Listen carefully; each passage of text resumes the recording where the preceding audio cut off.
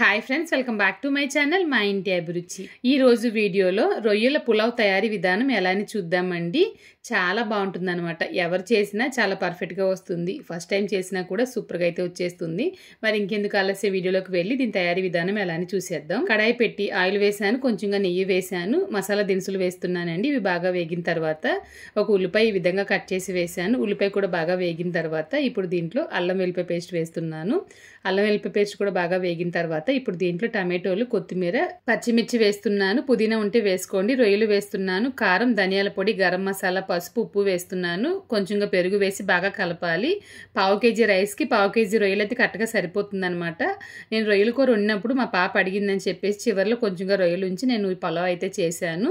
మామూలుగా అయితే పావు కేజీ రైస్కి పావు కేజీ రొయ్యలు అయితే కరెక్ట్గా సరిపోతుంది. కలిపేసి మూత పెట్టానండి. బాగా ఉడికిన తర్వాత మూత తీసి చూసి బాగా కలిపి వాటర్ అయితే వేస్తున్నాను.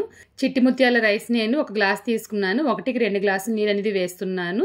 ఒక గ్లాసు ప్లెయిన్ వాటర్ వేసాను. ఒక గ్లాసు వచ్చేసి బియ్యం నానబెట్టాను కదా, వాటర్ అయితే వేసాను అనమాట. 1-2 పర్ఫెక్ట్ గా అయితే ఉంటుంది. నీళ్లు బాగా మరిగిన తర్వాత ఒక అరగంట సేపు నానబెట్టిన చిట్టి ముత్యాల రైస్ అయితే దీంట్లో వేసేసి బాగా కలిపి మీడియం మంటలో పెట్టి ఒక 8 నిమిషాలు ఉడికించారంటే ఎంతో పర్ఫెక్ట్ గా మనకి చిట్టి ముత్యాల రైస్తో రొయ్యల పులావ్ అయితే తయారైపోయింది. మీరు కూడా ట్రై చేయండి. చాలా సింపుల్ అయిన రెసిపీ అయినా చాలా టేస్టీ అయిన రెసిపీ. ఈ రోజు మన ఛానల్లో చిట్టి ముత్యాల రైస్తో రొయ్యల పులావ్ తయారీ విధానం ఎలా అని చూశారు కదండి. ఈ వీడియో కనుక మీకు నచ్చినట్లయితే లైక్ చేయండి, షేర్ చేయండి. మీరు ఇంకా మన ఛానల్ని సబ్స్క్రైబ్ చేయలేదంటే కనుక మా ఇంటి అభిరుచి ఛానల్ని సబ్స్క్రైబ్ చేయండి. ఇంకొక వీడియోలో మళ్ళీ కలుద్దాం. Thank you.